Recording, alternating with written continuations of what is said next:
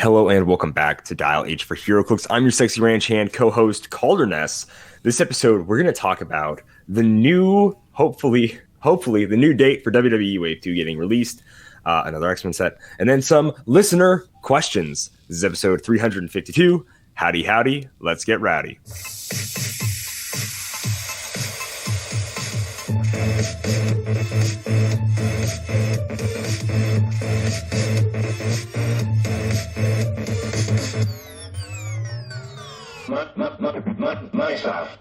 Dial H for Heroclix is brought to you by CoolStuffInc.com, where you can find cool stuff in stock every day, including all the latest Heroclix singles and sealed products. Make sure you check them out at CoolStuffInc.com. Joining me, like always, in the studio is the Billion Clix Bruce, the Dial H champion. Simeon, what's going on, my man? Yeah, I'll scam you. $5 to learn Heroclix secrets. I'll do it. I mean, I'll teach you Heroclix secrets for $5. That's what I said. He'll teach you those inner circle secrets. Ooh, ah. The secret. Will Dr. Doom? Will Time Platform Doom get an errata? You just gotta wait till the errata. Get an errata. Yeah. Watch her, I guess. Yeah. Ooh. He'll teach you all those tantalizingly tidbits. Will mission points ever make sense? We don't know. Will they be scored in tournaments? We don't know. But Simeon does. And you can learn for $5. Definitely not a scam.com. Really quick. That was, definitely not a scam.com. Please understand that was satire. Please don't message us wanting to know those things. Please. But all right. Simeon, like always, we start the podcast with what made us happy this week. Simeon, you got something that made you happy, my man? Yeah. So I don't know if I've told you about this game that I've kind of been playing on and off. I've mentioned it to a few people. I swear it's Gwen. I'm going to punch you in the mouth. Please don't. So it's this deck building game called Fights in Tight Spaces. Not Gwent. Okay. Have I told you about Fights in Tight Spaces? You have not told me about Fights in Tight Spaces. Okay. So just like a quick rundown. Imagine, so it's like a turn-based RPG, but it's a deck building game. So each turn you're given a random hand out of your deck, like some amount of cards. And each card has things like, like they have different abilities, like take a step. So you take like one step, or block, or punch, or, different kinds of attacks and stuff.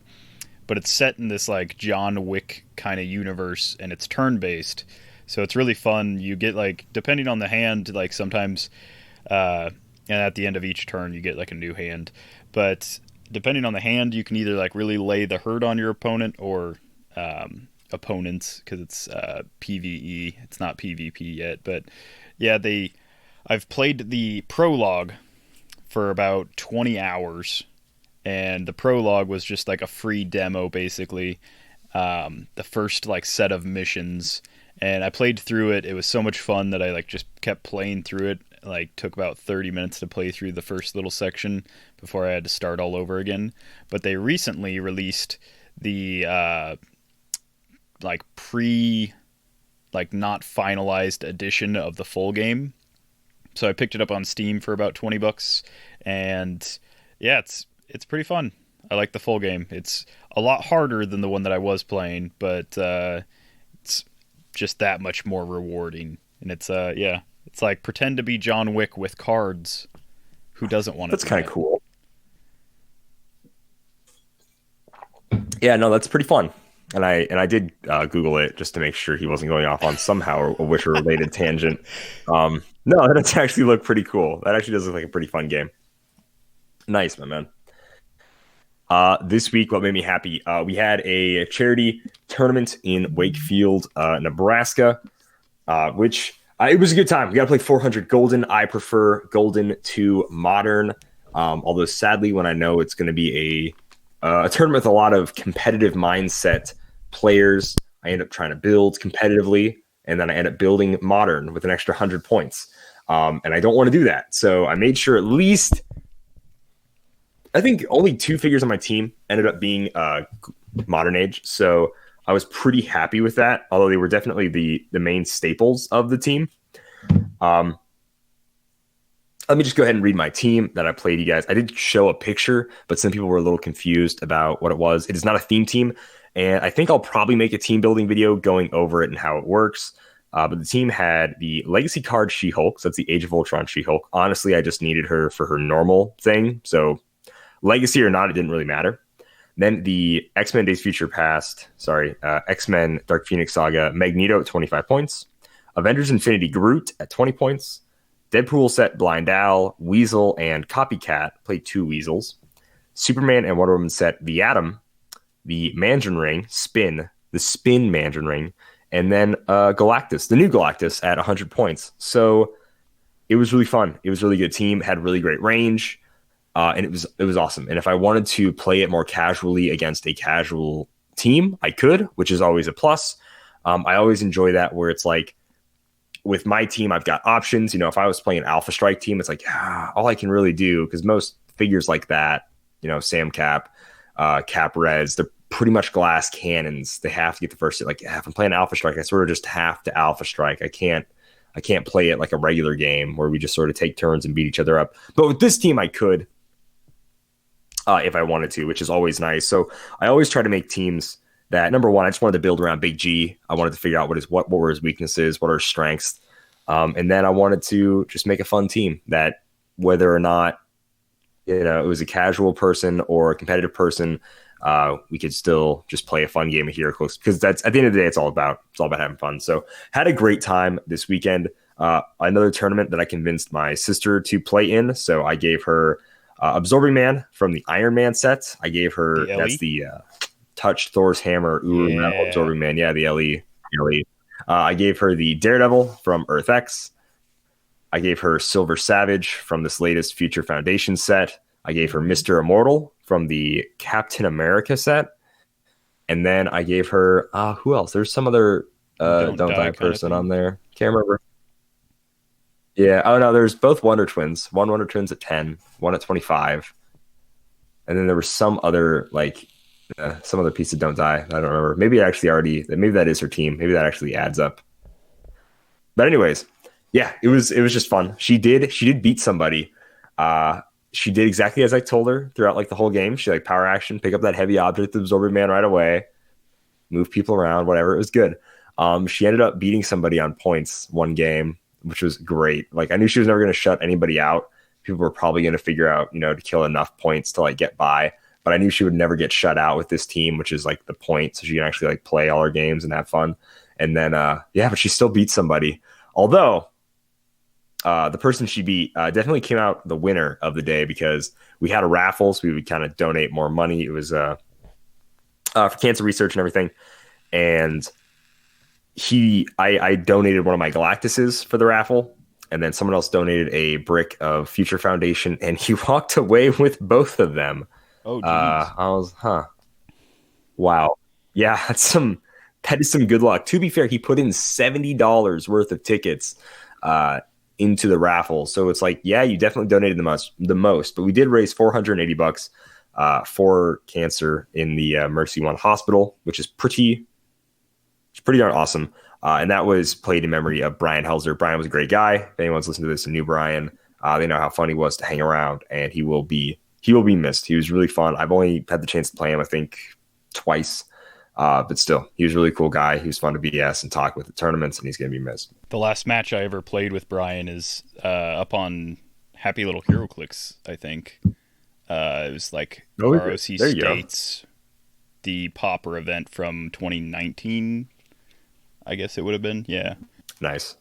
Yeah. So obviously we're recording, but yeah, let's go ahead. If you guys want to check that out, I'll pop a link to that video in the description, and I'll write it down right now so I remember it. HLH Simeon. All right, got it. So how about we go ahead and jump into the news?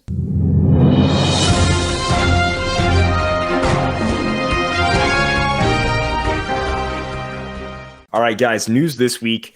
We have some new set solicits. One for WWE, one for X-Men Rise and Fall, a brand new X-Men set. It's like a teeter-totter. You get a set, and the one set goes up, and then when that set comes down, you get a new set. Rise and Fall.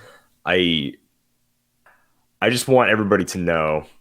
You guys all know I hate, and I hate that this set is happening. I honestly would have preferred a 30th anniversary Deadpool set. I think the Deadpool sets are really fun. I think those are always really fun sets. X-Men sets. Hopefully now just everybody else is going to get as fed up with the X-Men as I am. Because they've got to be tired of seeing a freaking Cyclops with running shot pen blast and a Wolverine with charged blades and a Magneto with running shot and TK. I mean, and just like all of this freaking just garbage. like Batman and Superman, there's only so many ways you can configure their powers on the dial. Where like I pretty much have my definitive Wolverines that I'll reach for depending on like the scenario.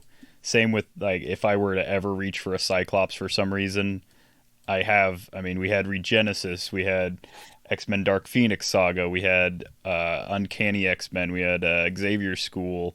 There's so many in recent history, and like stuff, it doesn't matter to me if it rotates out of Modern. I do not care if it rotates out of Modern. If I'm playing like a tournament, I'm not playing like my favorite theme anyhow.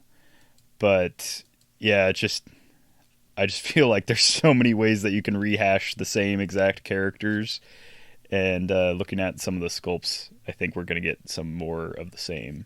Yeah. So really quick, first of all, before we get into how livid and PO'd I am at the X-Men, I'm going to read some of the WWE set release and a little bit about the thread that we were in here. So the WWE has had a dial and evidence thread, probably since this time last year, right? Like even earlier than this time last year, probably. Like they announced Wave 2 pretty much right after Wave 1, I think, maybe a month or two. But so it's had an evidence thread for a long time. And if you guys know, I'm more passionate about the WWE Wave 2 than pretty much any other set they could possibly release. Because if it's just going to be Fantastic Four and X-Men for Marvel, and if it's just going to be more stuff about DC, so pretty much anything that isn't Lanterns for DC, then I just kind of don't care about Heroclix for the time being, sadly.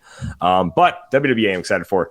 It sadly, before we knew this new set release, got a new street date of January 1st, 2029, which is basically like we have no idea when the set's going to come out. We're just going to put it so obnoxiously far in the future. And then we'll just forget about it. We'll see what happens.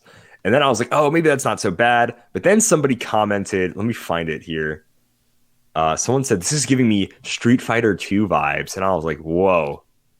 There was supposed to be a Street Fighter 2 set. And they go on to say, like, yeah, there was pictures and not dials, but there was like pictures of the sculpts for it and everything. And yeah, I was like, no, please tell me this at least happens. You know, like So Vampiric Yoda said WWE Wave 2 is starting to give me Street Fighter Wave 2 vibes. Sculpts and sub themes of that were shown and never released. Now I want to see where the sculpts for Street Fighter 2 were going to be. Like, were we going to get like some like characters we never would have seen before, you know? Like, that'd been cool. Yeah. You know, I'd want a Vash. Or Nash. Sorry, I was getting confused with Vash the Stampede and Nash the Frankenstein Man. I'd want a Vash. I would still want a Nash, you know? Yeah, well, Except Vash too. You have to print his full name on the dial, so it like spirals around the whole dial. Oh, sure. Yeah. But no, and now WWE Wave 2. So it was originally going to be January, like the end of January 31st was going to be the release of the main set, and then May 31st was going to be a release of the what is it called? The Superstar Shakeup? Yeah. So instead, now the new the new whatever date is going to be 2021 of September. That is everybody. That's Ricky the Steamboat Dragon to Xavier Woods to Kofi Kingston to Becky Lynch to the Superstar Shakeup. That's everybody. Everybody's going to be released, big maybe, for September. Now, some people are speculating that maybe, just maybe, they are redoing the dials to fit with new rules. Hopefully the sculpts are already made, so that way they are a normal size sculpt. Even if you like the sculpts or not, the new scale, hopefully the sculpts are the same, so that way they at least fit with the first wave. That's really rough when both like two completely different waves. It's gonna be rough, but hopefully the dials aren't the old school versions, whatever they were going to be, and instead, hopefully they're the best representations of the characters under the new dial format. I don't think a lot of the benched powers affect WWE to my knowledge. Obviously, the pushing change doesn't change anything for WWE either. Yeah. So that is fine. So I'm okay with this. I'm okay if they are pushing it back. Yeah, it was almost kind of like a. Are you saying WWE was ahead of its time? Yeah, it was almost like a pre new rules row out, because Indom was just the default defense symbol.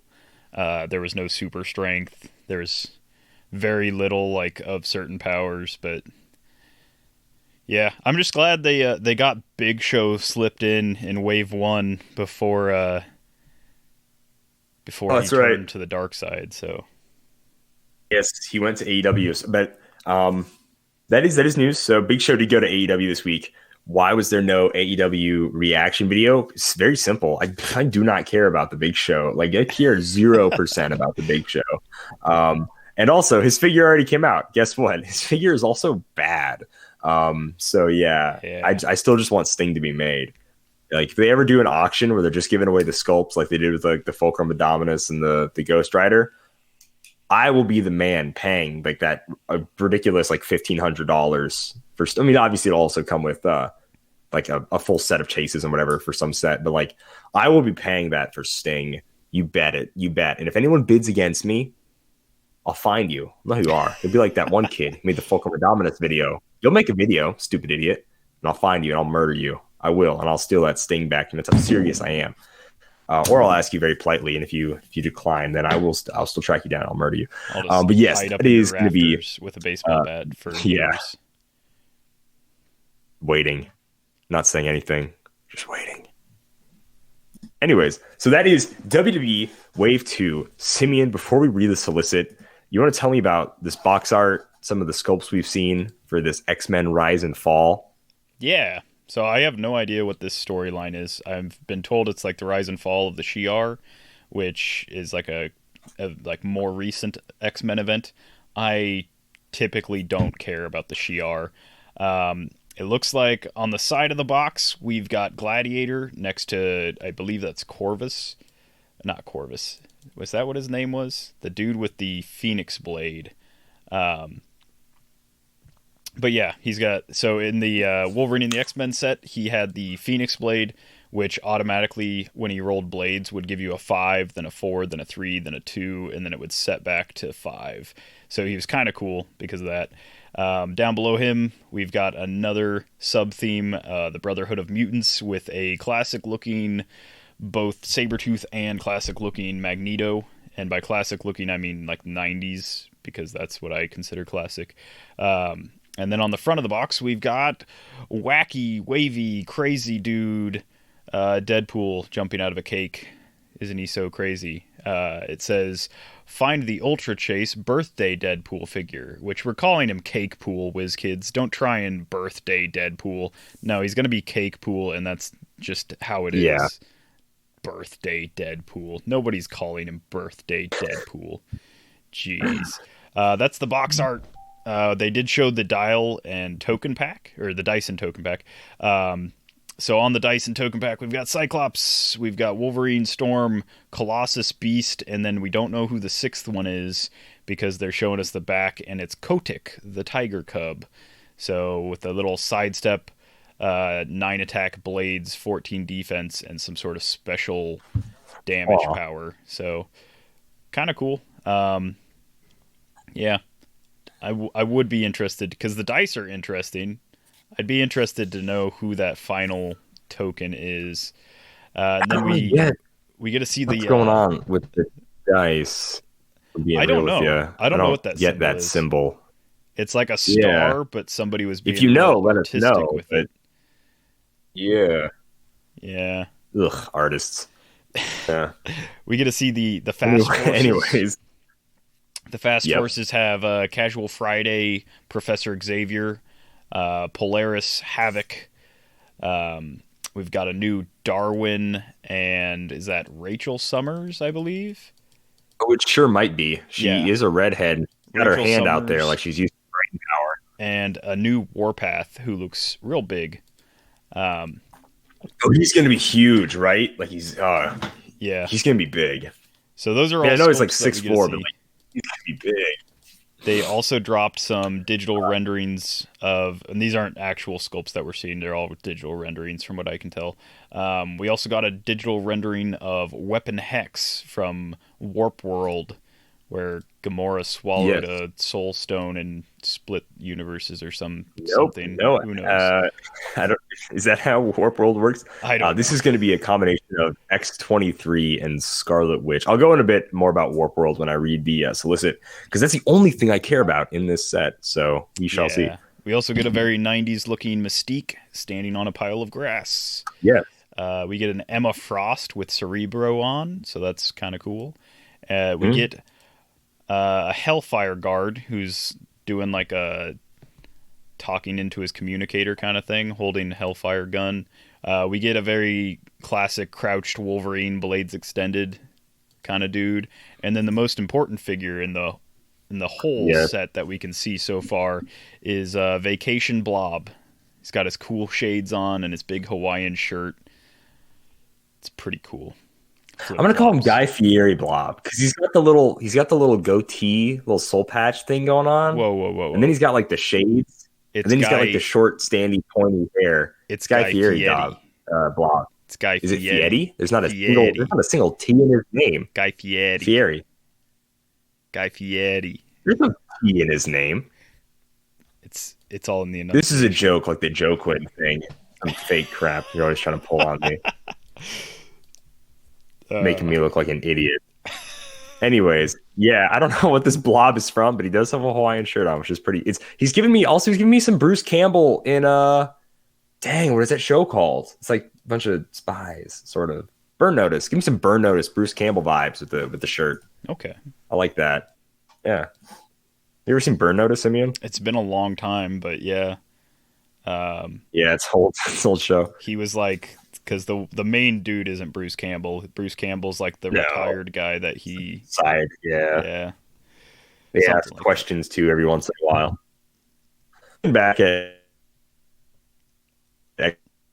flathead screwdrivers there on the end. I think is very funny. Well, that's probably just a digital render. Looks just strange. But anyways, so what is the rise and fall of the X-Men? The rise and fall of my expectations have shattered, that's for sure. The X-Men are no stranger to struggle, but some foes will rock the entire galaxy, all caps, based on the critically acclaimed story, Rise and Fall of the Shi'ar Empire. Critically acclaimed, sure. This Heroclix release has everything. Vulcan is out for revenge against the X-Men, the Shi'ar, and their allies. So by everything, we mean it has X-Men, Shi'ar, and their allies. 5-figure booster will release, have X-Men like Wolverine, Mystique, Professor X. We're going to have Eric the Red, Silver Samurai, Sabretooth, and more. So we can see Sabretooth on the box art, but this is the first we'll know about Eric the Red and Silver Samurai. I don't know if we've gotten specifically someone named Eric the Red before, or if this is going to be a new character, or if that's just a different alias for somebody we already know about. But Eric the Red, cool. I'm okay with that. Sadly, Rise and Fall will bring back Krakoan Revival. I haven't had to play against it yet, so I don't know why I say sadly. It just looks like a pain in the butt to play against, and it doesn't look fun to me, even though they said explicitly in their article that it was all for fun, and it's going to be fun no matter what happens. Fun to not lose. So anyways... Yeah, it's fun to put in all that work to KO something and then get a Pog in 10 points. This set continues the recent trend of Heroclix of excellent paint jobs. Good. Hope it's not a trend. Hope it actually continues forward. Players will enjoy collecting never-before-clixed Warp World chase figures like Weapon Hex. We're more than that in a minute. As an extra special bonus, if we told you there was an extra special in this set for Deadpool's 30th birthday, a.k.a. Deadpool coming out of cake. An Ultra Chase, you kind of ruin the extra special surprise by showing us the booster art, but box, yeah, it's okay. Individual, blah blah blah. It's got some skew numbers, but anyways, the set is going to include 17 common figures, period. 17 uncommon figures, period. 16 rare figures and 2 primes! Exclamation point! 12 super rare figures and 2 primes! Exclamation point! And then 8 chase figures. So. Really quick, something to note. They are moving primes for being common, uncommon, rare, super rare, to just having 2 rare primes, 2 super rare primes. Simeon, how do you feel about this? I'm not sure, because part of me says I hate when I open a brick and I've got a common prime or an uncommon prime instead of a chase, and that would be lessened if it was a rare prime or a super rare prime. The other part of me is like, well, it was nice in like a sealed setting, or like when you get a single booster to get one of those, and we've had some decent like common primes and uncommon primes, but this will just double the amount of rare and super rare primes that we would normally get. So I guess I don't know. I don't think it's possible to look at this as like a bad thing, really. The only downside is like one of the rare primes or one of the super rare primes might be harder to get for X reasons. So you'll have, just like you have like the one chase that isn't really worth as much as the others, you'll have like the one rare prime that nobody wants and the one that everyone wants, or something like that. So that rare prime will eventually be like, $7 or whatever. But yeah, I think it's a good change of pace, because honestly, I think... But $7 is still... I mean, it's still better than like a normal rare, yeah. No? Keep going. That's what I'm saying. Like, it's still going to be more expensive. Well, it's going to be more expensive than a common or uncommon prime. Like, set release, it'll be more expensive than a common or uncommon prime. Yeah. So, at the very least... I think that was probably the biggest complaint about opening bricks is, like, one, distribution and not getting, like, 3 super rares in a brick, or not getting a chase or prime in a brick. But then the most average complaint is when someone gets a brick and they open it and they get like the common prime and no chase. So hopefully this alleviates some of that frustration. It sucks getting the common prime. In the last 2 cases of feature innovation I unboxed, if you guys want to check those unboxings out, I had a fun time filming some funny little skits in the beginning of one, and then just a fun little stupid thing in the sprinkle throughout the other. So if you guys want to watch this on YouTube, obviously, but I pulled the common prime and the uncommon prime in both of those. And then obviously I got to chase my other brick, but it sucks. It sucks being like, dang, man, really?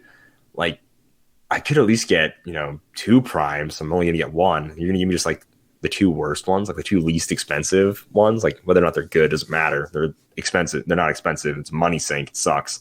So, like, yeah, it's really rough. So I'm okay with it. 2 rare primes, cool. I'm like, yeah, at least, rare prime can be 10 something ish dollars. It doesn't feel like it's, worse than a super rare. At some points, like, yeah, just give me another super rare. Common prime sucks. So yeah, I'm okay with it. It depends how distribution is going to be. Hopefully it's not like a Curse of X like distribution thing where it's like X-Men sets are just going to have terrible distribution. Yeah. I hope that's not the case. I hope this set is good distribution. Fantastic Four had okay distribution with some strange double super rares in cases, or double super rares in bricks. That was the weird thing. Yeah, so like that's a little rough. So distribution is not totally fixed, although I did get 3 super rares in each brick and got a chase or a prime in each brick, which is standard normal distribution, which is what we're used to. But we shall see. But the biggest thing for me in this is that I need 1 figure in this set, and we don't even know if he's confirmed or not yet, but the Warped World characters. So Weapon Hex, like we said, is a amalgamation of X-23 and Scarlet Witch. Other Warped World characters include the Ghost Panther, which is Black Panther and Ghost Rider, Iron Hammer, which is Thor and Iron Man. I believe it's Spider Knight or something like that, or like the Spectre or Spider Spectre or something, and that's going to be Moon Knight and Spider-Man. But the one I need is going to be Soldier Supreme, which is Captain America and Doctor Strange, or it's like Captain America as the Sorcerer Supreme. Either way, I own, I believe, one of the Funko Pops of it. That's when I first figured out what Warped World was. Didn't even know it was a comic storyline. I thought it was some made up BS they made for Funko Pops. Honestly, just like, oh, we need to sell more Funko Pops. Here, it's just slap characters together. It's a very Funko thing to do. So I was like, yeah, sure. But no, I guess it is an actual storyline, and I'm okay with it. I was like, God dang, that was probably going to be a Captain America chase I have to buy. And I'm like, you know what? I got all the chases from the Captain America set, and I hated all those because they weren't Captain America. But finally, I get to have a chase Cap. So, and it's been over a year since we've had a Steve Rogers Clixed, which hurts me a lot. So, and then with only Fantastic Four sets, Spider-Man sets, X-Men sets slotted for release, it doesn't look like we're going to get a lot of more, Captain America. I was going to be hurting there for a while, especially this next rotation. If they end up rotating, I'm going to lose a ton of caps, and we're only going to have 2 Captain America Steve Rogers, and then like a Steve Rogers, and then like the Captain Steve Rogers in Modern, which is going to hurt me for a long time. But now we have a Chase. Chases can have the chance, have the opportunity to be competitively viable. So that's always good. So I definitely want to be able to go back to playing Captain America in a competitive. I don't want him to be obviously competitive. I would like him to be like a little sleeper competitive, like how I made, Cap Resi work, and, win estates. Like that would be cool. So if we can do that, whole shebang again with Soldier Supreme, I am A-okay with that. I will put aside $100-ish, whatever it takes. And I'm probably not going to buy any of this set. I'll see if I can unbox other people's stuff just so I can do fun unboxings. But probably won't buy any of this set at all and just go ahead and snag me a Soldier Supreme. Now, there is a chance that out of those 8 characters, Soldier Supreme isn't one of them. And if that's true, then I just get to buy none of this set, which is, sadly, I would count that as a win-lose situation. I wasn't going to buy any of the set anyways, and then I don't get to buy a cool Captain America. So hopefully, fingers crossed, we get a Captain America coming soon, because it also hurts with the WWE getting pushed back. Like, I need some American heroes to play, and Hulk Hogan and Kurt Angle ain't out yet, so I need me a Steve Rogers as soon as I can get it. Yeah. The only thing that makes me I did all that talking. Sorry, go for it. So it is an X-Men set, so I think it's a toss-up whether they only use like X-related Warp World characters, or if they just like use that storyline as a basis. Because if they just use the storyline, Soldier Supreme's pretty big, but if they're just gonna use like the X-related ones, then who knows? It's kind of be like shooting themselves in the foot, in my opinion. But what do you think? So I'm gonna look up. Before we move on off of this solicit, what do you think? Let's just do some wild speculation. So they're bringing back Krakoan Revival. What do you think the rally and salvage mechanics could possibly be? Because rally, to me, like you rally your team. That is right. They did not mention these. Yeah, so that sounds to me almost like a retaliation kind of thing, where you would like somehow come back.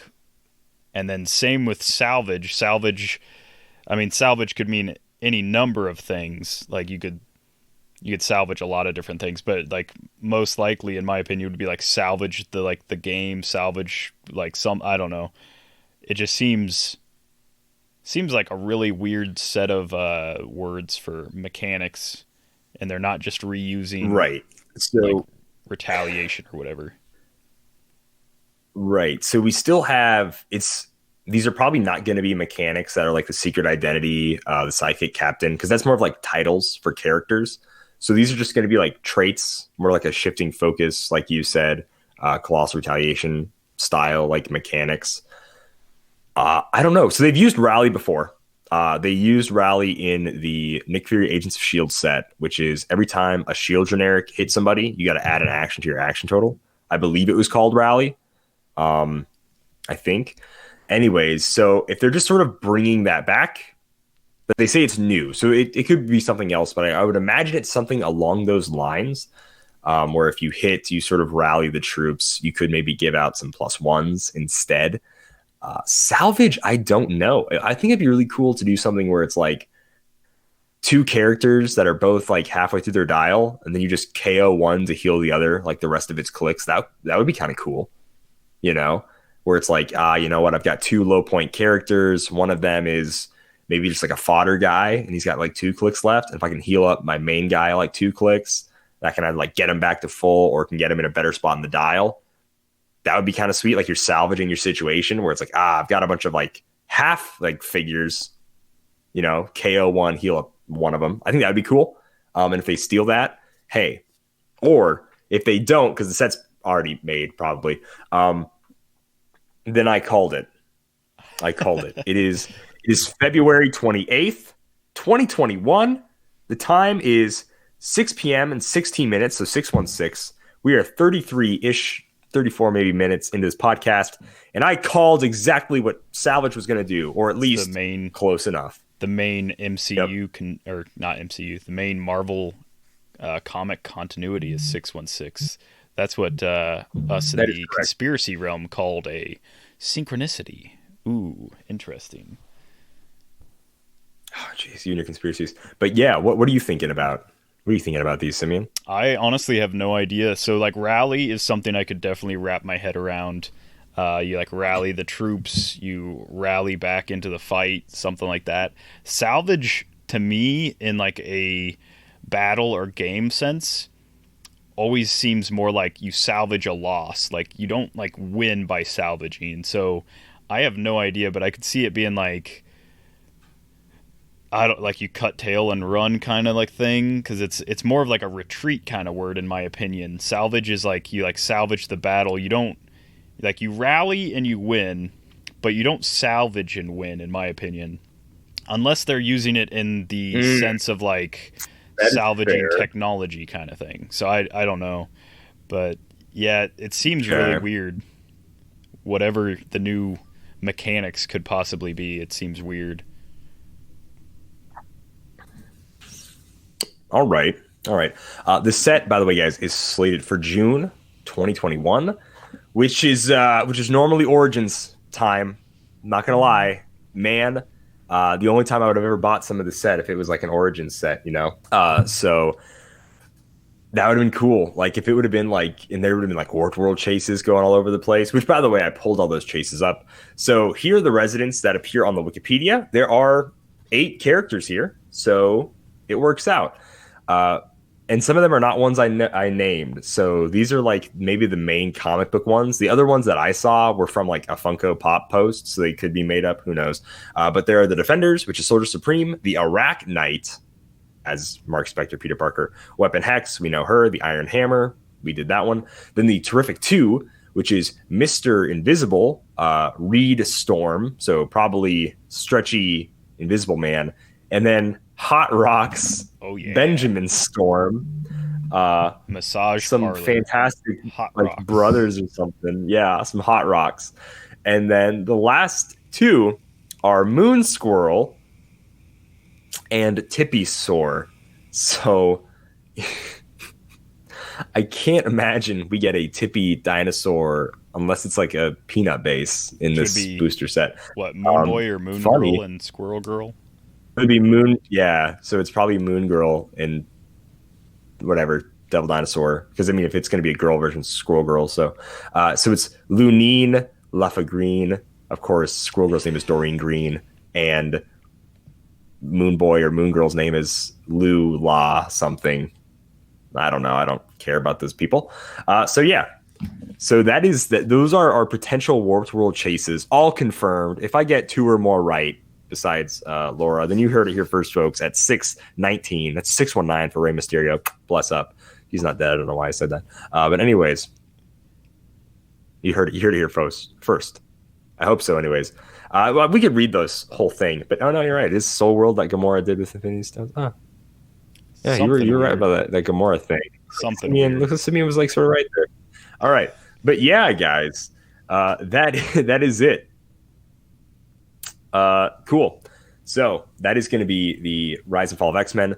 We both said our piece. I hate the X-Men. I need one thing from the set, Soldier Supreme. If he comes out in the set, more than likely he probably will be.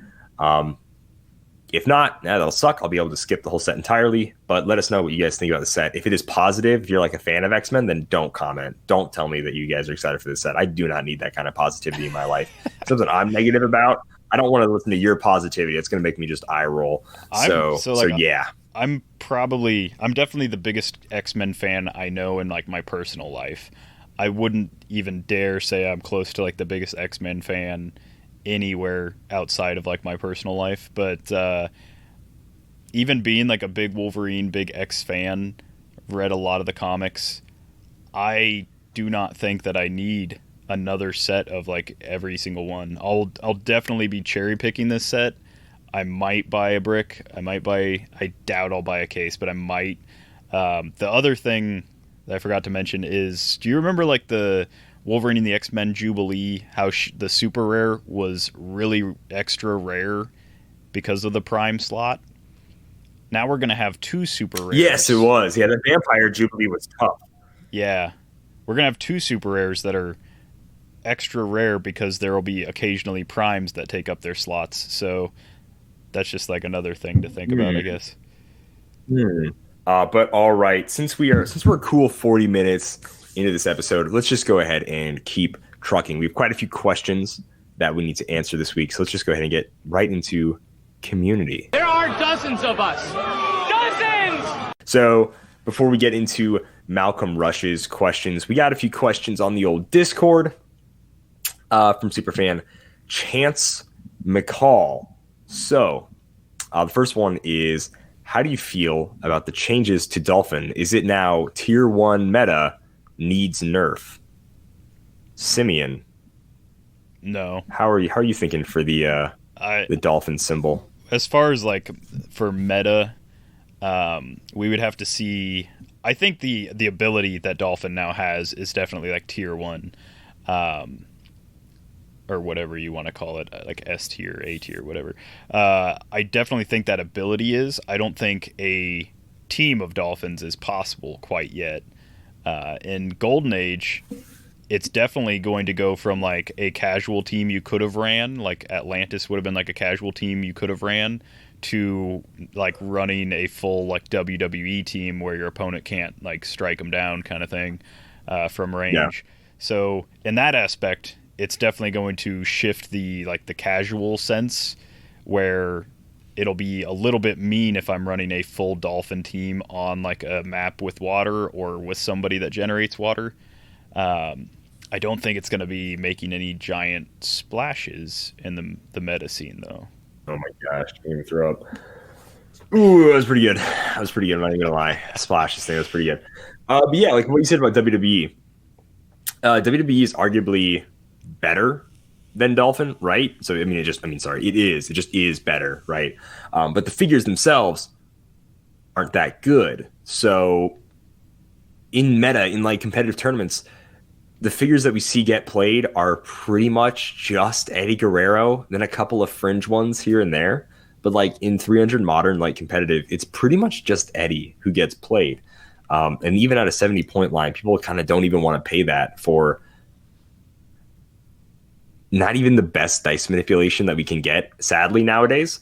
So it all depends on like what that aquatic person does. That's what matters. They got Dolphin, sure, that's cool. They can't be targeted within 4 squares. But that's not necessarily good unless they have a good dial. So I mean, the Shredder had that. He's 150 points from the TMNT Wave 4 set. He had stop clicks. He has 150 points. He could call. He's a good call-in battery. And even Shredder only saw fringe play, but he could only be targeted from 4 squares away. Still, he wasn't good enough, even with stop clicks, even with impervious, even with outwit and sidestep and all these things and ID cards and everything.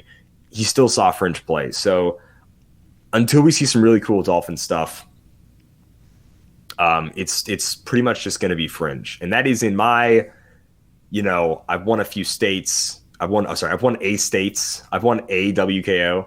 I've done okay in like team nationals. Like that is in my competitive opinion, which is not much. So take it with a grain of salt. I'm a casual guy first, but I like to make a splash, make a showing in the kiddie pool of the meta in my corner of the universe. So yeah, that's what I would say. A fun combo that you could do in Modern now is Molecule Man with his smoke cloud, turning that into water terrain.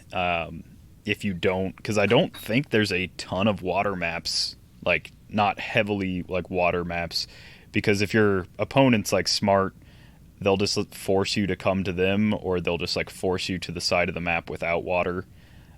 There's not any modern fully flooded maps anymore. But yeah, with Molecule Man smoke clouding for free and then turning some of that smoke cloud into water, it's something that you could definitely work with if they release a lot more Dolphins, or if they release like one figure that gives a bunch of people Dolphin symbol or something. Right. Susan Queen of Atlantis maybe. I honestly still don't think she's good. But she might see some more play if she would have had the dolphin symbol instead of flight. It really sucks she doesn't have the dolphin symbol. It's a huge bummer. So in my opinion, she'll still be bad. But all right, Simeon, second part of the question. After It's a Combo article, do you think let's just say they met their stated goal of trying to help new players? After the It's a Combo article that Specifically, it's pretty combo, much yeah. did not tell you anything about the new PAC. They said like certain powers would combo more. They really didn't. People are trying to make like flowcharts and stuff, and we have zero idea if those I'm going to definitively say no flowchart I've seen of the new comboing powers is correct. Because the ones I've seen is like you could running shot mind control with blades. I'm like, no, that's not until the actual rules come out, we have no idea. But I don't think they've reached their stated goal of trying to help new players, especially after that article. That article was a nightmare to read through. And if they drop the new PAC and it's got like a solid flow kind of thing that like says like if you do XYZ, then you can do like, ZYX or whatever, then yeah, that'll help new players. Depending on how they reword some of the powers, making TK less wordy is great for new players. Kind of sucks for people that liked TK the way it was, but as long as they like keep doing stuff like that, making close combat expert and range combat expert static +1s, that's all stuff that is going to be a lot easier for new players. So they are getting to their goal with those, but specifically talking about that article, I'm going to say no, that was bad. I don't know what they were doing, but it was hard to get through. Pretty much just agree with what you said. I think that It's a Combo caused more confusion than it cleared up. Because, I mean, obviously people understand how the combos work nowadays, and then you just sort of threw a wrench in that understanding. And so, especially with powers like mind control, trying to figure out what's going on, you're like, yeah, but like mind control is pretty much just mind control. Why would I be? Because instead of an attack, so I wouldn't be able to use blades or whatever. But are you saying I might be able to use precision strike to help my mind control? Like, what are you? Yeah. What Also, are you trying to say? Yeah, can work with mind control now. CCE can work. With mind control now. RCE too. Yeah, it's a little confusing. So they definitely need to see what all those powers say. Close, all caps, lowercase, close attack, whatever. Like we need to see, et cetera, all of those like things. That's how we figure out what powers work nowadays and which ones don't. So like that's what we need to see. And then the last part of the question is, how does the combo article improve X-Men Origins Wolverine? I think this is for you, Simeon. Oh, it's a chef's kiss.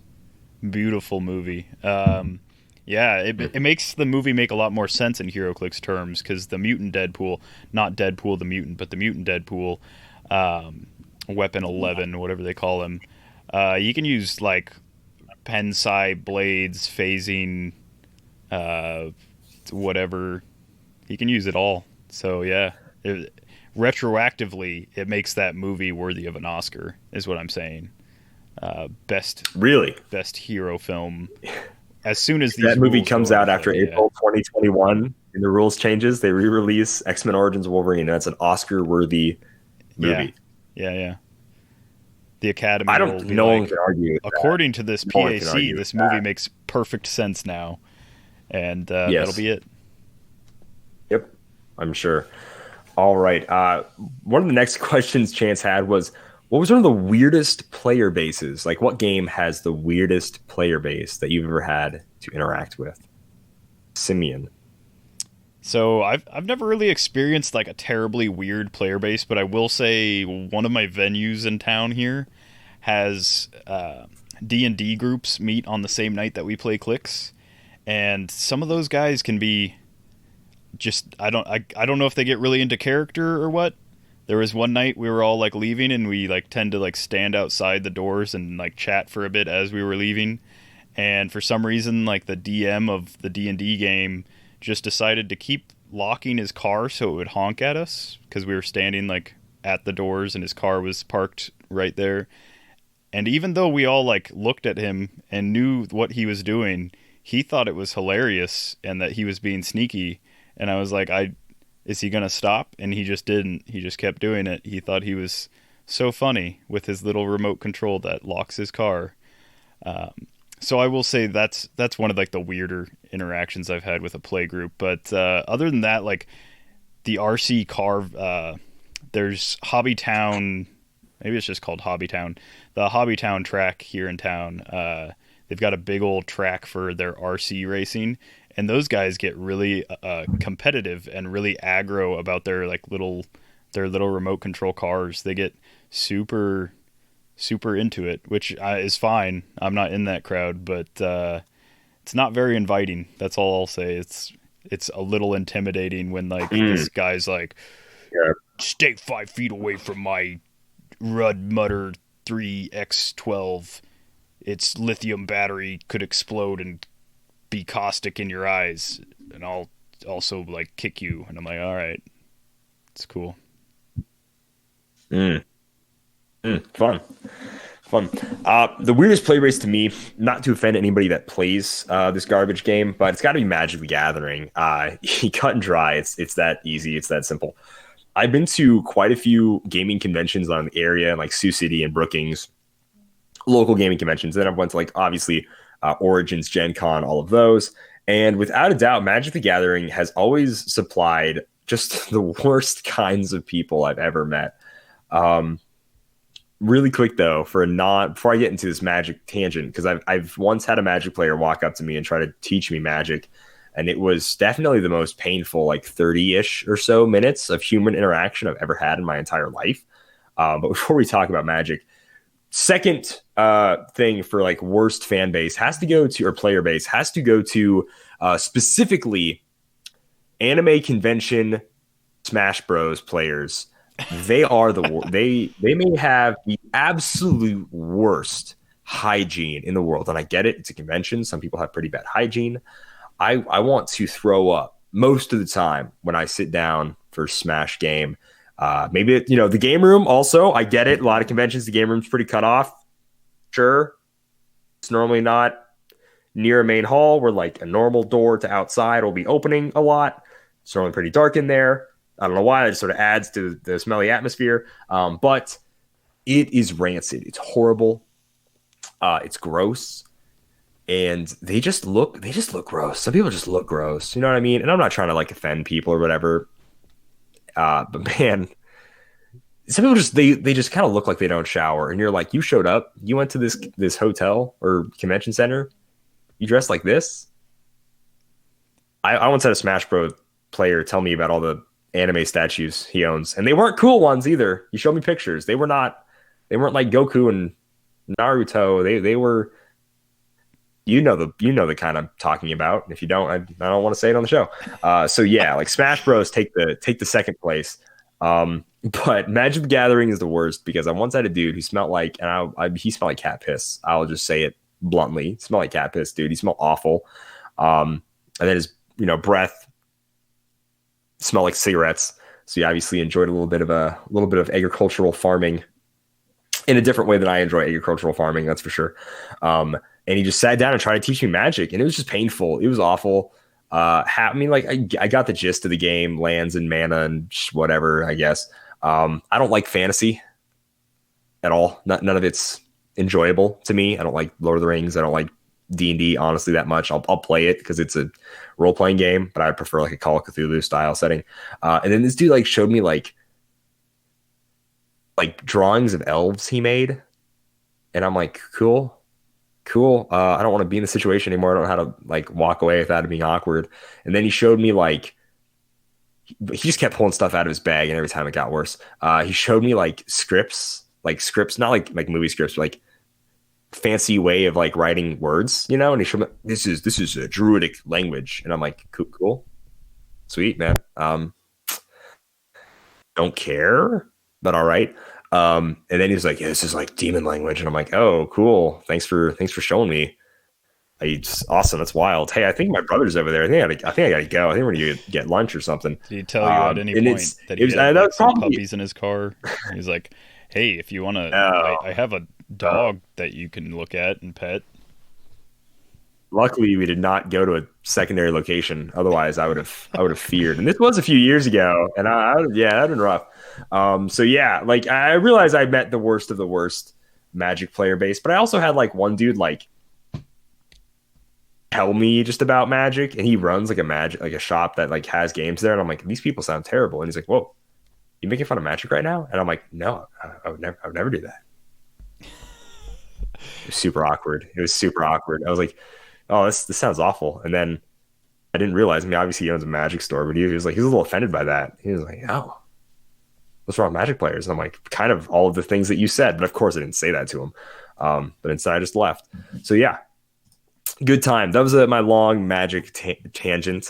Your bit about the Smash reminded me of when we like sat down at an empty Tekken whatever 7 or whatever console to just have some fun and play some Tekken, and we got like heckled by the pro Tekken players that were next to us. They're like, who's running whatever that character's name is, because I literally just clicked on the one that I thought was cool, and then they were like, this guy doesn't even know like something, and then at one point Kalder accidentally tried to connect to the internet or something, and they got like all mad at us for just trying to play a game. Fighting game fans are super weird, dude. He had one of those you know how like arcades have like the buttons and like the big toggle stick? Yeah, he had like a portable version of that, and he was like, you could tell he was waiting to play Tekken too. So he had it with us. He was angry. He was like, all right, these guys, they don't know what they're doing, and they're taking away my precious convention Tekken time.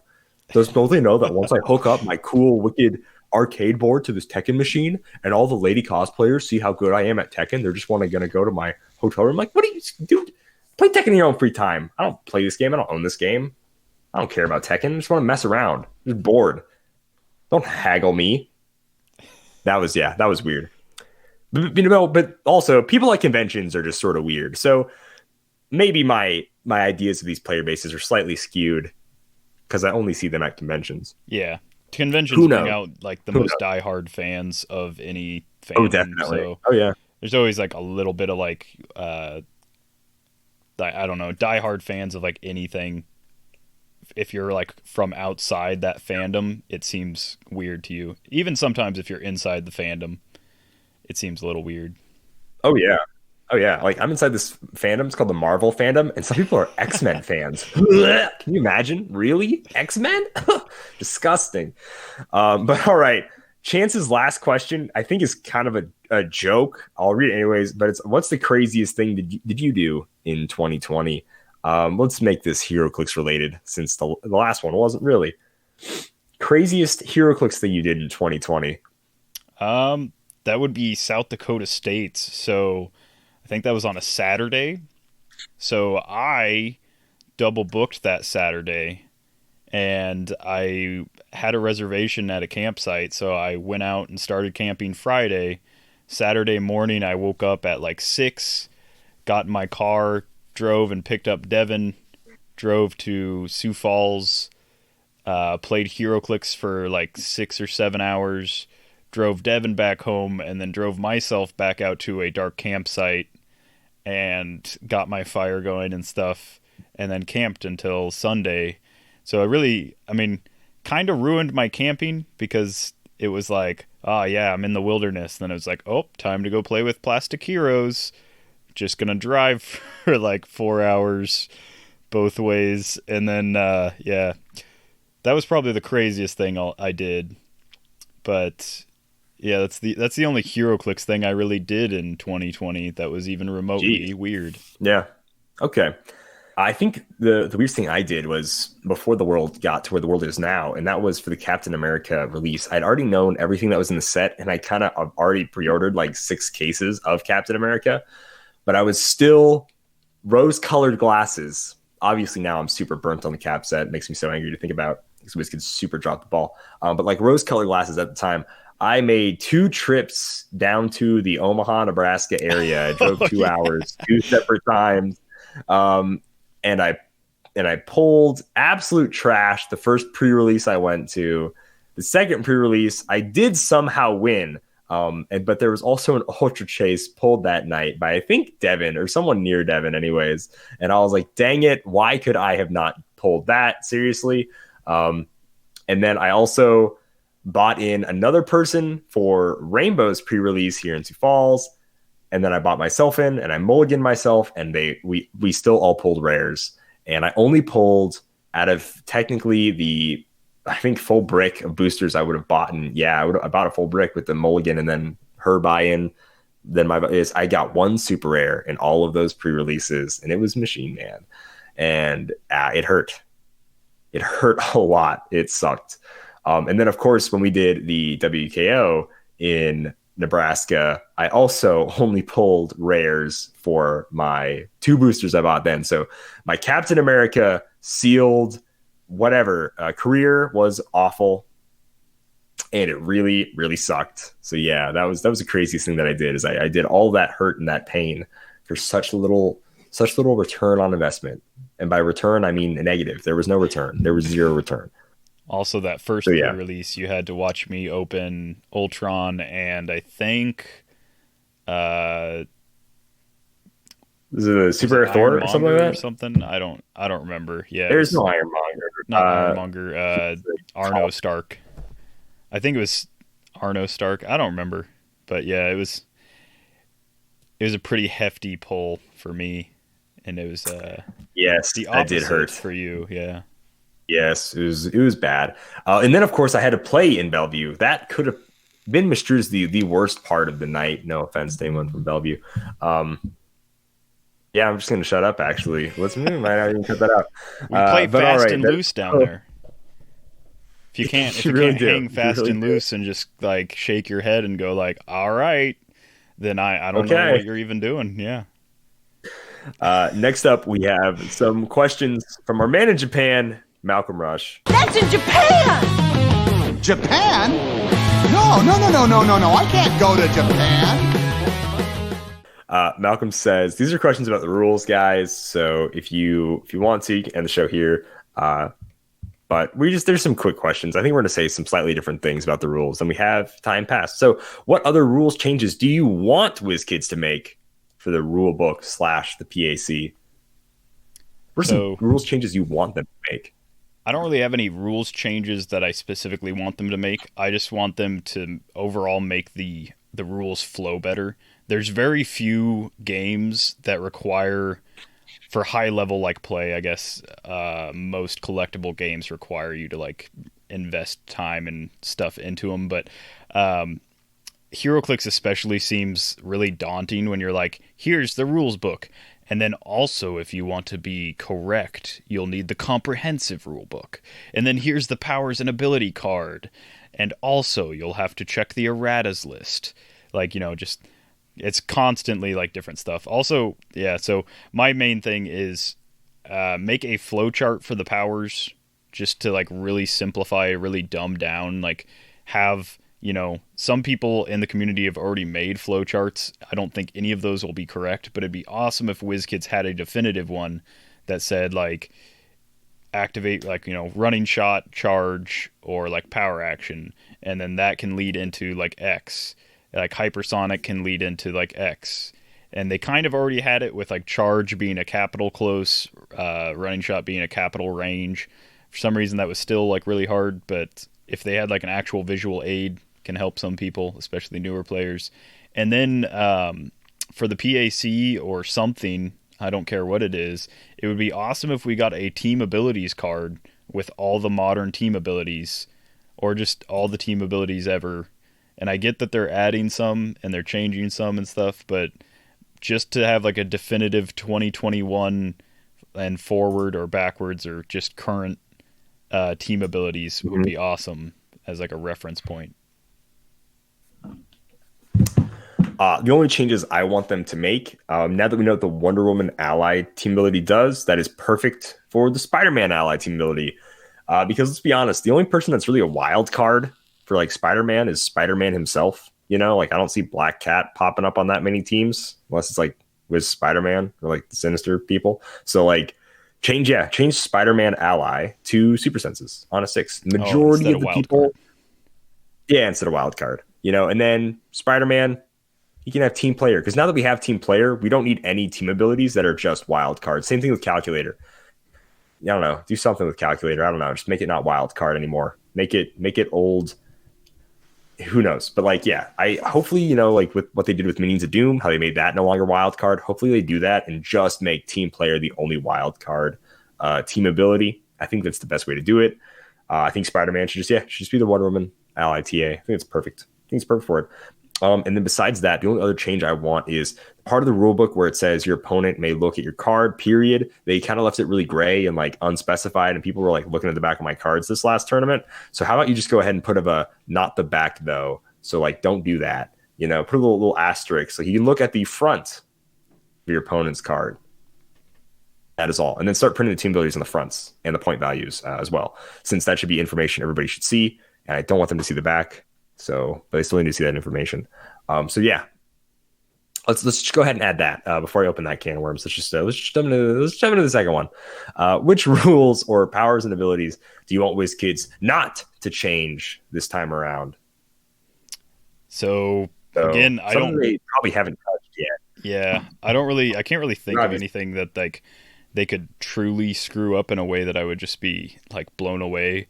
I can think that they could. I mean, I believe that they are capable of doing said thing, but I haven't seen anything as of yet, and I have more faith in them than that. So the only ones that I think are perfectly fine and they do not need to mess with at all, and I guess there's a couple, but regeneration and blades are the two.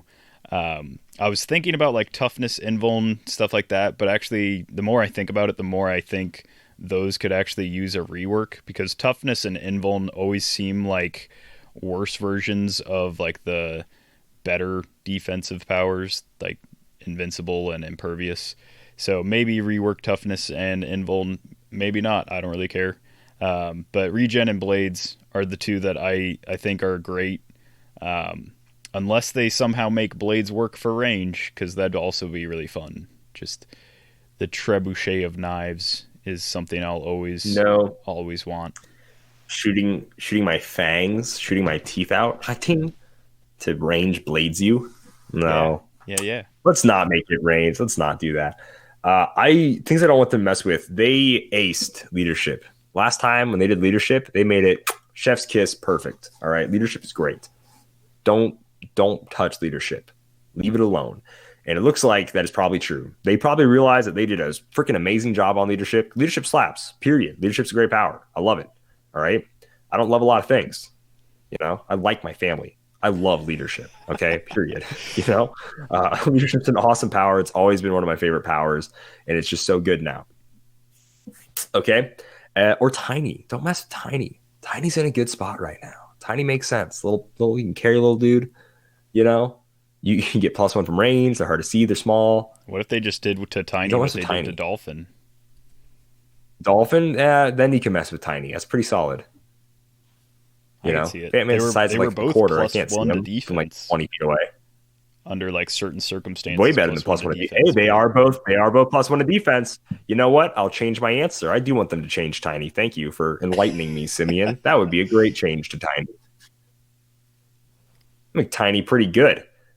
But then if you're close enough, seeing over people. So it shouldn't block line of fire. They should not be able to be targeted. But it can't block line of fire. That would be bad. Should still be able to see past them. Right. Something like that. Yeah. Number 3. The changes that they have released so far. Which ones do you like or don't like? Keep this one, a little quick. Yeah. For this one, it's hard to tell. It's really hard for me to say what I like and don't like until we get an entire comprehensive rules dropped. I don't want to be a naysayer until I have something to truly actually point at and say this is not something I like. And the articles haven't. I mostly poke fun at their reasonings behind the changes, and less so the changes themselves. So I'm currently positive about the rules that we quote unquote know, but the only things I really haven't been a fan of are the pushing damage and knockback damage going away. I really want pushing damage to be a choice where you can choose to push a character or not. Then new players, when you're telling them, you're just yep, you can just do 2 actions, and that's all you have to tell them, and then you have to clear. And then once they become like a more versed player, then they can be like, oh, I can choose to take damage when I give a second action token or whatever. So that'd be cool. And then the changes to theme teams, I'm still kind of on the fence about, but I don't think it's going to matter for me personally. Like as like the style I play, I don't think changing theme teams and generic keywords and stuff like that, how those work, I don't think it'll be a big enough change to really make me care one way or the other. So yeah, I don't know. That sums up my total feelings as of now. All right. So changes I do not like pushing. I am okay with everybody being able to do 2 things in a turn, but you should not get rid of pushing damage. Let it be optional. You know, there's tactical advantage there, and then it's like, hey, look, you can take damage, or if you don't want to, you don't have to, type of deal. And then a new player can be like, but why would I want to take damage? Like they don't see the tactical opportunity yet. That's fine. It lets them keep playing their figures more. Perfect. That's the perfect thing. That's what they should do instead. I do not like there is no pushing. Everybody can always do stuff. Like being able to damage your own people is very huge. It's very important. It's how we've played since the dawn of time since 2002. So yeah. And then I like the generic theme thing. I've always preferred generic keywords. I love Soldier. I was, big 7076 fan when he came out, just because he made Soldier a named theme team. I could care less about putting Spider Folk on it. So yeah, but now Soldier is going to be a named theme team and will have all the same things as normal theme teams. So that's all that matters. I just like playing Soldiers again. So that's great for me. Number 4, Malcolm says, any advice to WizKids about these changes to the rulebook and the power ability card? So the only advice I could say is just try to be extremely clear on the wording and try and set a precedent with the wording that you use. So when you say like place and generate and stuff like that, be like really clear and explicit about that. And then set a precedent for future sets. So when you have your designers, whether it's the same person or not, working on like each set, you have a flow chart or like a list of like keywords and phrases that they can use. So you don't have one guy listing a power as like this person places a like bystander next to him, and then a different person say this person generates like hindering terrain, or this, blah, blah, blah. Just make sure that it's all like congruent. It's all like working together. So you don't have certain figures in the same sets or certain figures in like the very next set doing the same thing, but with different wording, because that seems to leave a lot of like room open for interpretation. And it's so super simple to just avoid it if you just have like a bank of words and kind of powers to pull from. I get like there will always be the one cool character with a paragraph long trait like Captain Marvel that just has an infinite like long trait, and you just want it to be really cool and do this really fun thing, but just try and really hammer out those like tiny details so that it's not incredibly open to interpretation by the community. Right. For sure. Because if you give the community an inch, they will easily take a mile. Even if figures like it have worked differently in the past, if you take out 1-2 words from that trait, oh baby, it's a different thing. It's a totally different thing. And even though like we know how some figures should work, that's not how they're worded. So we're gonna roll with the most broken, best way possible. It's just the way it is. So yeah, be careful with your wording, guys. Watch your words. Sadly, I feel like you need to be more of an English major than like a mathematician to play this game sometimes. Like you would think with like dice and numbers and calculations and probabilities and all that jazz, like, oh, if you're really good at math, you might be really good at Heroclix. Like, no, I think if you're really good at the English language and how awful it is, then you're really good at Heroclix, because man, it's confusing. For me, I think the changes they should do is less is more. And I don't know if they actually said an article on this, like named it or not, but specifically in the terms of combos, I think less things that combo together would make it easier for new players to understand. To me, it's like, oh, you have infinite options, as opposed to these like 3 powers work with charge, work with running shot. Okay, let's not make so much stuff combo it gets ridiculous. And dial design moving forward, let's try to limit the amount of special powers that give, charge mind control blades. And it's like, what do I do here? Like something weird and confusing like that, so let's like still have pick a power, still do whatever, but like as long as in your dial design, it looks like the dials are simpler. Looking at Wonder Woman, they appear to be simpler. They appear to be something more palatable. Anyone can understand. So that's good. So far, anyways, the shifty focus equipment and character might be a little weird, but it's still fine. But yeah, less is more. Combos, let's chill out. And I think also changes for a lot of people. I get you're totally revamping the game, but to keep the player base, because like new players don't exist yet. That's just a fact. All right. Who does exist are the players that have been buying this game for the past, 15, 18, 19 years, whatever.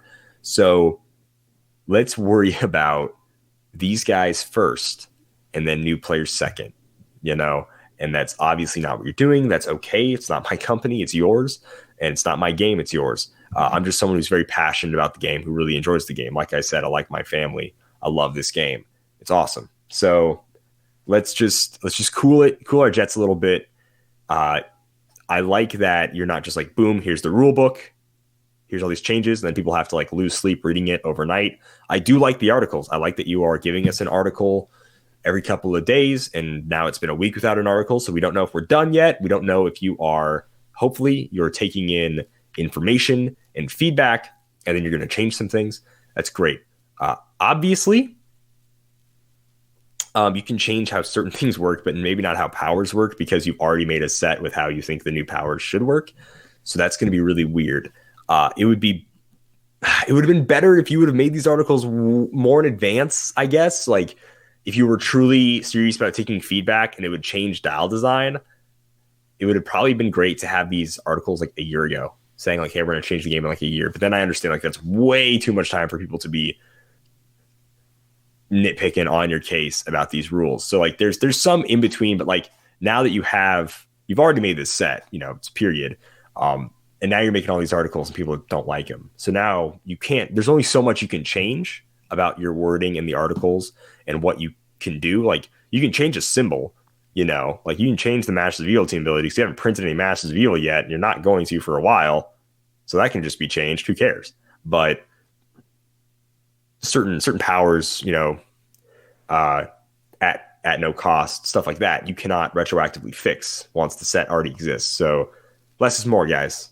Less is more. Let's chill out on the combos, and then somewhere in all that word soup that I made, there's some meaning there. So take that as you will, WizKid employee who has to listen to this, so they know they hate us. I will say to piggyback off the comments. Oh, and send us product. All that product you were sending to Mary to Clix, send it to us. Just real quick. Anyways, Simeon, keep going. To piggyback off your comment about like older players being like who's like in the community right now, until like organized play and like stores and venues start reopening, like we are the only ones that are buying the product for them. Like for the vast majority, there's probably like a few people that are brand new and buying like some product. But unless WizKids is planning on opening up like training centers to teach new players how to play, you're going to have to rely on the old community that's like been around to not only learn the new rules, but also teach the new players the new rules. So yeah, like, I mean, it's not like a threat. I'm not saying like, we'll all walk away, we're going to unionize. But yeah, you have to make sure that like enough of the current player base is happy with the new rules, which I think they are. I'm not going to lie. I think the vocal people that are mad about the new rules are in the vast minority. I think most people are just quiet and just kind of like trudging along like, oh, new rules for a game I can't even go play at my venue. Cool. But yeah, at the same time, like I'm glad that they're taking some feedback from people that actually play the game, because those are the people that'll have to teach the new players when those players actually have a place to play. Right. For sure. But all right, those are all of Malcolm's questions. Hopefully you guys enjoyed our insight. I'll call it Simeon's insight in my adolescent rambling. Absolute nerd rage. Absolute rage. Absolute rage. All right. All right. Before we go, let's do a quick Jedi Legend Heroclix tip of the week. You don't want to sell me death sticks. I don't want to sell you death sticks. You want to go home and rethink your life. I want to go home and rethink my life. Jedi Legend says, Heroclix tip of the week. Single base giants and colossals can be moved by TK, but not peanut bases, 2x2s, or like 3x6 giants and colossals. Because, that wouldn't make any sense at all. So it's always been very funny with TK rules and like being able to move people, because there are giants with TK, but they can only TK single base characters. And then there are single base characters who are giants that can be TK'd by standard size, like small characters. Very strange. Very strange. Yeah.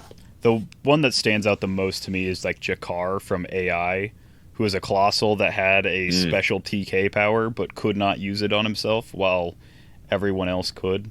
So yeah, I guess if we're going to lump back to what rules changes we'd like to change, make them the same as carrying. You can, colossals can TK other colossals and any size smaller, just like they can carry colossals and any size smaller.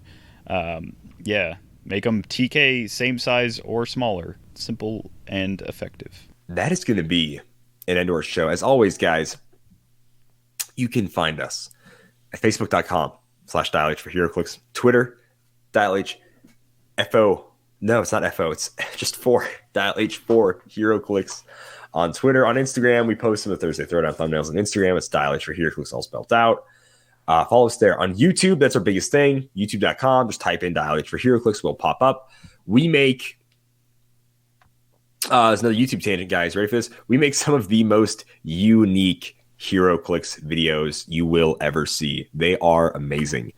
Simeon and I have a lot more video ideas coming soon as well for new series, so stay tuned for that, especially the creative people amongst you. I think it's going to be if you want to see people our play, best one yet.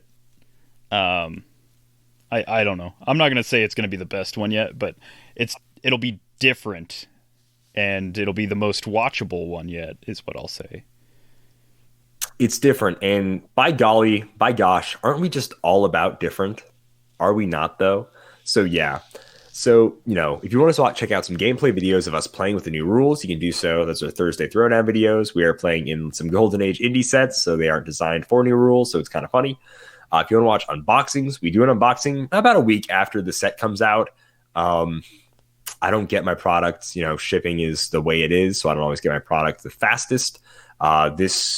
For the first unboxing I think I did on Sunday, and that was like the fastest I've ever gotten product from like that Wednesday to the following Sunday. And it wasn't there Saturday. It was there on Sunday. So I was like, someone's breaking the postal service laws here, delivering on a Sunday, but I'm okay with it because my case is here. So that was interesting. But yeah, so definitely check out for unboxings when new sets happen. Like I said, even though I don't like Rise and Fall of X-Men, I'll still try to get some product to unbox. I always want to make fun little skits or some stupid little things, throw in videos to entertain people. We do videos like Hot Ones, and we do videos like our Extreme Rules. We want to do Extreme Rules as soon as we can. We might do it even before Wave 2 comes out. It just sort of depends what happens. And we have all sorts of really great video ideas. We want to start growing the YouTube channel. We were at 600 subscribers for about 10 hours, I think, this weekend. We're back to 599, sadly. But it is the way it is. I know our content's not for everybody. We're not necessarily, married with Clix, meta, you'll learn how to play the game, super positive. We're not, once again, Devin, we're not happy little Heroclix, just makes very good, consistent, fun content. Like, I get it. We are not only like 0 for YouTube overall, but we're almost like 0 for like Heroclix YouTube. But I have had people message me, say we make some really unique content. We have 1,000 or so podcast listeners. So if all of you guys would just subscribe and even just forget about it, maybe watch a video every once in a while, that would still be really cool, and it'd still really help out the show. And don't you guys want to help out the show? Don't you? Especially with the amazing content we make. Anyways, YouTube rant over. But now if you really want to help out the show and give us a budget so we can eat more hot wings, so we can do more Extreme Rules, so we can buy better podcast equipment, so we can get Simeon his desk, you can do so at DialH for Heroclix /Patreon patreon.com or somewhere in there. But if you go to Patreon, type in Heroclix, you can do that. We do monthly giveaways. Don't know what I'm giving away February yet. Technically, it's already over. So I'll just give away some rares from Future Foundation. Didn't make a big post about it. Sometimes I do, sometimes I don't. I just want people to join the Patreon because they truly enjoy the content we make, not that we just give stuff away. We also give away if you support us at certain tiers, you're going to get rewards like stickers and tokens. You will instantly get into our Discord, even at the $1 tier. So, and that's always fun. I've had people say that is their favorite part of our Patreon, is that they just really just like the Discord and they like the community there. So yeah, we have a good time on Discord. We might start doing Bad Samaritan. I always say that. We never do it. But maybe, who knows? If we get enough people interested, we'll start doing more Bad Samaritan sometime. But yeah, guys, join the Patreon if you want to support the show. If we get to $500, we will build a pseudo wrestling ring for Extreme Rules 2. If we get to $1,000, we will build a Hell in a Cell. I don't know how, but we will. That is a promise. If we somehow get to $500, we will build a wrestling ring. And if we get $1,000, we will absolutely build a Hell in a Cell somehow. We'll figure it out. Even if it costs more than $1,000 for us to do it, we will absolutely do it. That is my promise to you. Then, really quick before we go, shout out to Josh Parlin. He's buying some figures from me. He asked for a shout out on the show. Shout out Josh Parlin. Yeah, Simeon, it's all you, man. All right, and with that, we once again bid you adieu to speak a language that Kalder knows and loves. And if you want to speak a language that Kalder knows and loves, use code DIAL5 at our sponsor's website, CoolStuffInc.com, where you can find cool stuff in stock every day, including the latest Heroclix singles and sealed products. So check them out at CoolStuffInc.com. All right, guys. And as always, happy trails.